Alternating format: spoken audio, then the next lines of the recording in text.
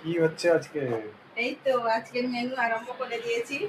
আবারও তো শখ করলে কড়াইশুটির কচুরি খাবে, সেই কারণে আবার কড়াইশুটির কচুরি বানাতে বসে বললাম। বাহ!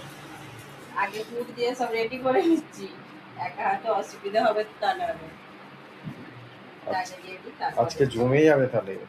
তুমিও ভালোবাসো, ছেলেও ভালোবাসে, আর আমি কেন মিথ্যে কথা বলবো, আমিও ভালোবাসি।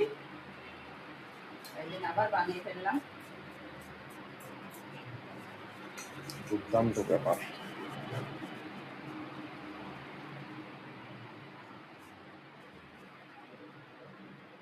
খেতেও ভালো লাগে, খারাপ লাগে না তো, খুব সুন্দর খেতে লাগে।